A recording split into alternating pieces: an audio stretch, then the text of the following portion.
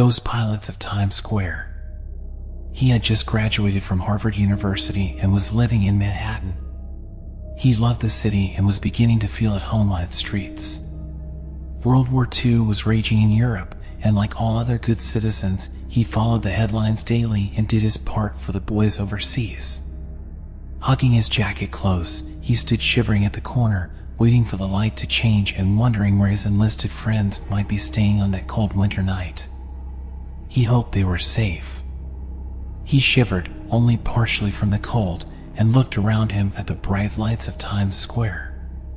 He never tired of this glittering scene. His eye was caught by two men who were dressed in the uniforms of the Royal Air Force of England.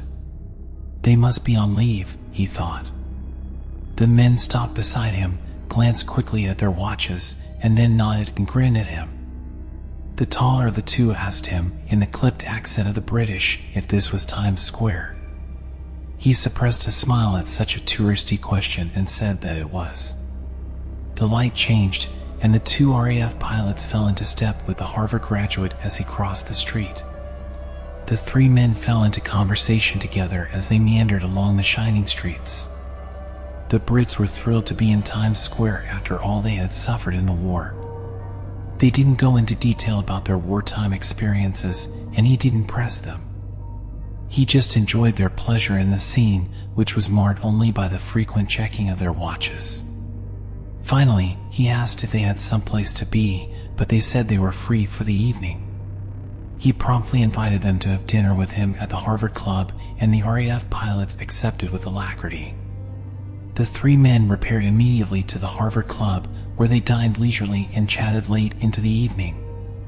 The RAF pilots were good company and told many stories, although they glossed over their experiences in the war. They continued to check their watches frequently throughout the night, but he decided it was just a nervous habit they had picked up somewhere, possibly in the Air Force. As midnight approached, the two RAF pilots excused themselves or rose from the table. They thanked the Harvard man for a memorable evening and started for the door. Then the tall pilot turned back and told their host that they had always wanted to visit Times Square, but never had the opportunity. It was strange, the pilot added, that they had to wait until after they were dead killed in action when their planes were shot down the night before over Berlin to fulfill this dream. The Harvard man stiffened, his eyes widening incredulously and his mouth falling open in shock. He gasped but could not speak. The phantom RAF pilot smiled sardonically at him, nodded, and joined his friend in the doorway. Then the pilots vanished before the astonished man's eyes, just at the stroke of 12 midnight. Ghost ship of Captain Sandovate. When Captain Don Sandovate voyaged from Spain to the New World in search of treasure, he found gold in abundance. But among his crew there were many sailors who did not wish to share the newfound wealth with the monarchs of Spain. On their journey up the Atlantic coast, the sailors mutinied and imprisoned their captain, tying him to the main mast and refusing to give him food or drink. Day after day, the captain lay exposed to the hot sun of summer, his body drying up as the treacherous sailors worked around him.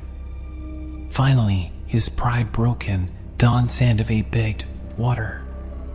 Please, give me just one sip of water."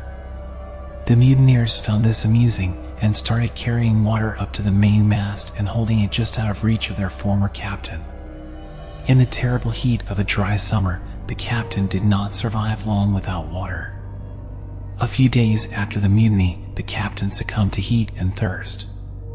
The new captain, a greedy Spaniard with no compassion in his soul, left Don Sandovate tied to the mast, his body withering away, while the ship turned pirate and plundered its way up the coast. But Providence was watching the ruthless men, and a terrible storm arose and drove the ship deep into the Atlantic, where it sank with all hands, the body of Don Sandovate still tied to the broken mast.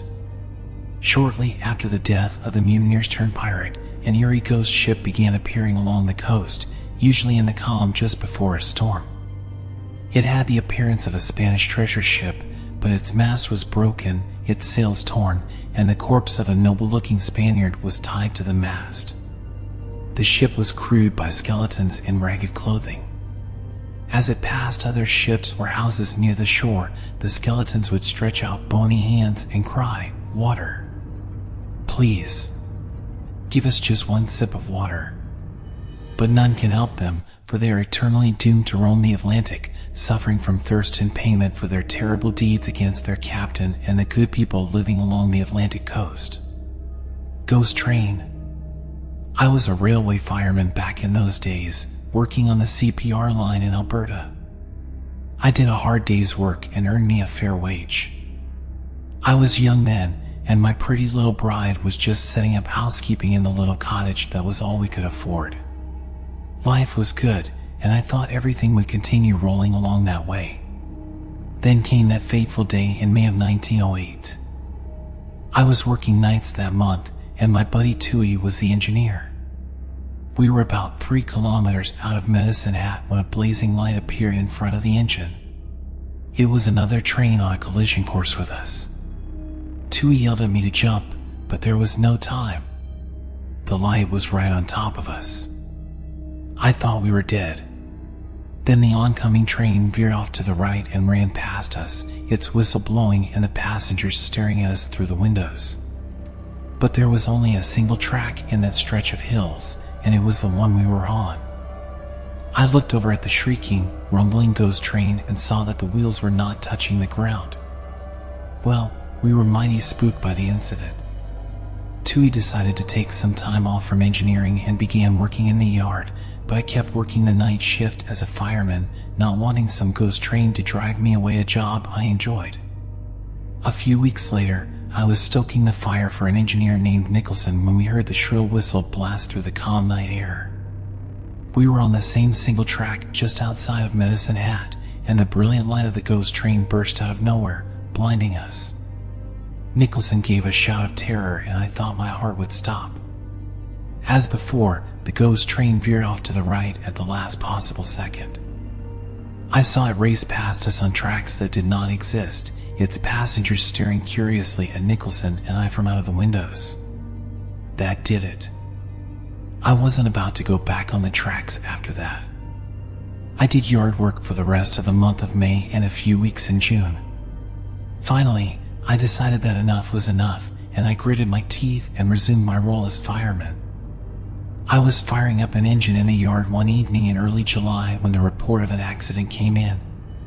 The Spokane Flyer and a Lethbridge passenger train had a head-on collision on the single track 3 kilometers outside of Medicine Hat, on the exact spot where the ghost train had appeared.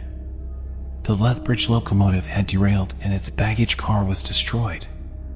7 people were killed in the accident, including the 2 engineers. One was my buddy Tui, and the other was Nicholson. Ghost in the stacks. I saw her out of the corner of my eye while I was studying in a remote corner of the second-level stacks in the library. She was pretty, with reddish hair and pensive, white eyes and an intelligent face. I straightened up, patted my hair to make sure it was smooth, and took another look. She was gone. I felt my shoulders sag a bit as I turned back to my books. Oh well. There were more important things, like studying hard so that I got into medical school when I graduated next year. Still, I kept seeing the girl's pretty face whenever I closed my eyes, and I was still thinking about her as I left the library. A few of my friends shouted to me and I walked over to their gathering place. "Where have you been, Tony?" my friend Jeff called. "At the library," I said, patting my backpack for emphasis. "You have been studying?" Jeff asked incredulously. I grinned. "I've got to crack down now so I can get into med school," I replied to his jibe. "Can't always be partying with you losers." That set them off, as I had intended, and kept the jokes flying until dinner time. Although I didn't admit it to myself, I chose the same spot in the stacks for my studies the following afternoon, hoping to see the pretty girl again. I was in luck. After about an hour, she appeared among the shelves, browsing intently. I noticed that she was wearing the same red flowered dress with a button-down white sweater. She must like that outfit. It was time for me to do some browsing too, I thought, straightening my shirt and rising casually. I turned to walk into the shelves and stopped abruptly. She was gone. I was astonished. She must be quick, I thought. It had only taken me a few seconds to rise and turn, but in that short time she had managed to move away without me seeing her do so. I walked casually through the stacks, glancing this way and that, trying to spot her again. No luck. With a sigh, I turned back to my seat in my studies, a frustrated man. I didn't see the girl again for several weeks. Then one day, as I rushed out of the stacks towards my friend Jeff, who was impatiently beckoning to me to hurry up, I saw her rising from a seat in a far corner. I stopped abruptly and turned, hoping to catch her eye as she moved into the stacks, but she did not turn her head. Ignoring Jeff, who was calling my name impatiently, I backtracked in the hope of at least walking past her and saying hello. I stopped at the entrance of the stacks where the pretty girl with reddish hair had just walked. There was no one there. I shivered a bit. This was getting spooky. Was she avoiding me? Why? We had never spoken, and I certainly could not be accused of staring at her since I had only seen her for a total of maybe 30 seconds. Shaking my head at the mystery, I went back over to Jeff and exited the library. Later that week, I decided to skip the football game to cram for a big exam.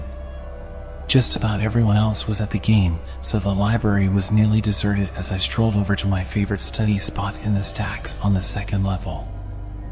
I'd given up on seeing the pretty girl with the reddish hair. Obviously, some things were just not meant to be. I was deep into my studies when I heard the sound of books and shelves tumbling to the floor. I leapt up and ran toward the sounds. To my horror, the pretty red-haired girl whom I'd been trying to meet lay on the floor with books all around her. She was unconscious, and my heart gave a painful thump when I realized that there was blood staining her red dress. And then, right before my eyes, she vanished. I sat down abruptly on the floor, my legs shaking too hard to hold me. I had just seen a ghost. It was then that I remembered the story of the girl who had been murdered in the library back in the 60s. I knew at once that it was her. I had just seen the reenactment of her final moments of life. I buried my face in my shaking hands, feeling a terrible grief at the tragic loss of such a beautiful girl. From what I had heard, her murderer was never apprehended. It made me furious to think that justice had never been served. Slowly, I uncoiled my body and rose to my feet. The aisle between the stacks was empty now, and so was my heart. I was too unnerved to study anymore in this deserted place, so I grabbed my books and went back to my room. I saw the girl one more time before I graduated. I was reading at my favorite study cartel when I felt a chill in the air. I shivered and looked up, and there was the ghost of the pretty girl standing a few feet away from me. Our eyes met, and I saw fear and despair in her face. Immediately, my own face twisted in sympathy, and I impulsively held out my hand toward her. At the sight of my distress, she reached her hand back toward me as if to comfort me, and she gave me a tiny smile. Then she was gone. In that moment, I knew wherever the girl had gone after her death, she was just fine.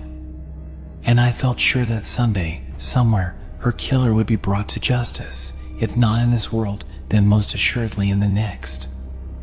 Ghost of Pearl White. When I was a kid, my grandparents bought a huge old boarding house in Jersey City. It had once housed the actresses working for a big silent film studio across the street, but the film studio was long gone and the boarding house was unused. My grandparents converted it into a 3-family home. They moved into the bottom floor, offered my parents the second floor, and rented out the third. It worked out pretty good for everyone. Extra income for my grandparents, privacy for our family with quick access to grandma when it was wanted or needed, and the couple on the third floor were quiet. Very quiet. Not sure where I got the notion from. Maybe I overheard my parents talking, but I soon got it into my young head that the wife of the man renting the upstairs apartment was a recluse. My parents never saw her, and when it was time to pay the rent, it was the man who walked downstairs to the ground floor to speak to my grandparents. We all thought it a bit strange that the woman was so unsocial, but other school concerns quickly drove the woman out of my mind. At least for a while. Now bedtime for me, at the new house, was 8 p.m. sharp. My bedroom was opposite the staircase, and I could see it clearly when lying tucked up in my bed for the night. So when the stranger lady in the gorgeous, fancy yellow dress came walking past my room and headed up toward the third-floor staircase one night, I blinked for a moment in surprise. Then I realized it must be the reclusive wife of our neighbor, and I relaxed. She sure was a pretty lady, I thought as I drifted towards sleep. And that dress was to die for. After that, I saw the lady most nights, walking past my door to the staircase. I loved her clothes. Often she wore the yellow dress. But sometimes it was blue or pink or white, with lovely lace or embroidery. One night, she came right into my room and went into the closet. That surprised me a little. Then I realized there must be a secret staircase in my closet, leading to the third floor. In the morning I tried to find it, but it eluded me. I saw her walk into the closet a couple of times over the years, but usually she just walked up the main staircase. Eventually, my grandparents sold the house to my aunt, and all of us went to live in a nice home in the suburbs. About a month after the move, my aunt came to my parents' house in a rage. I sat in the kitchen, eating cookies and listening quietly, hoping no one would notice me and send me away while they talked grown-up stuff. "I can't believe you sold me a haunted house," my aunt said to my grandpa. "What do you mean, haunted?" Grandpa asked. And my aunt explained. In detail. About the ghostly woman who walked up the second-floor staircases each night at 8 and who sometimes went into the closet of my old room. I stared at her, pop-eyed in wonder. The woman had been a ghost? Really? I could barely believe it. Still, my aunt had seen her long after the couple on the third floor had moved away from the building. Feeling it was time to speak up, I told my parents and grandparents about my own ghostly sightings. So they had to believe it, since both my aunt and I had seen the ghost. I told my parents that I never felt threatened or frightened in any way when I saw the ghost. Indeed, my memories of the ghost are all pleasant ones. A look through old photographs of female stars of the old silent films identified the ghost as that of Pearl White, and further research revealed that my old closet had been the dressing room for some of the actresses. So that explained why the ghost had sometimes walked into my closet, although I was a bit disappointed that there was no secret staircase. To this day, I still have no idea why the ghost of Pearl White still walks the halls of her old boarding house. Perhaps it is to remind herself of a happy period in her life. All I know for sure is that she has the best clothes. I'm still envious of her beautiful dresses. Ghost on the tracks. The train rumbled around him as he adjusted the throttle. The night shift was always the toughest in the engineer's mind. He had rumbled through Tempest a few minutes ago and was on his way to Thatcher. Not a bad stretch of road, and there was no better train in the entire Atchison, Topeka, and Santa Fe Railroad. He stretched a bit and yawned, trying to stay alert. And then he gasped. The lights had picked up the figure of a beautiful woman with long wrinkled hair and wonderful blue eyes standing near the tracks too near. He sounded his horn to warn her away. And then he realized that the light was shining right through her. She was a ghost. She stepped into the center of the track, laughing and beautiful. She disappeared seconds before the train rushed through her. And then she was there, in the engine cab next to him. The scent of roses filled the air. He stared at the ghostly vision, bewitched by her beauty. With an enticing smile, she wrapped ghostly arms about his neck and kissed him. And was gone. Dazed and disappointed, the engineer finished the run to Thatcher in a trance, completely forgetting to stop at the station. The fireman had to pour water on his head to snap him out of it. The engineer decided not to tell anyone about the ghost, fearing for his job. but he was plagued by curiosity. Finally, he confided the story to a close friend who was a fellow engineer. To his surprise, the friend had heard about the ghost before. The ghost's appearance on the train was by no means uncommon. No one knew who the woman had been in life, but she always appeared on that stretch of track after dark, beckoning to the men on the railroad crew with a bewitching smile. Sometimes, said his friend, sometimes she would come right onto the train. Better not tell your wife about it, his friend advised. The engineer never did. Ghosts of Ringwood Manor. Ringwood Manor, you say? A lovely old house. But no place, my child, to go on a dark night with no moon. Built in the 1700s, the original house was a collection of smaller buildings patched together to create a manor. The current manor house was built by Martin Ryerson in 1807. Ringwood Manor was the home of General Erskine, who ran the iron works. General Erskine was a geographer and surveyor general for General George Washington during the Revolutionary War. What does that mean? It means, dear, that he made maps. General Erskine died of pneumonia during the war and was buried at the manor. Ringwood Manor overlooks a small pond. It is surrounded by truly lovely grounds, which are perfect for a ramble in the daytime. But at night, well, love, it is at night that the ghosts walk. Where? My, you are a curious child. Well, there are 3 different places that are said to be haunted. If you wander the halls of the manor house at night, you might meet the ghost of a housemaid who haunts a small bedroom on the 2nd floor. They say she was beaten to death in this room. Whether there is any truth to it, I don't know. But my friends tell me they have heard noises coming from the empty room, footsteps, sounds of heavy objects dropping, soft crying. And they keep finding the bedroom door ajar and the bed rumpled. The other ghosts? Well, back behind the manor pond is the grave where General Erskine is buried. The local people are afraid to come to this place because at dusk General Erskine can be seen sitting on his grave gazing across the pond. And it is said there is an unmarked grave filled with the remains of French soldiers who fought with Rochambeau during the Revolutionary War. During the day, all you can see is a depression in the grass near the general's grave. But after dark, the dead come to the manor pond to walk along the shore. Sometimes, you can hear soft, sad voices speaking in French. So go ahead and visit Ringwood Manor. Ramble its lovely grounds and explore all you want.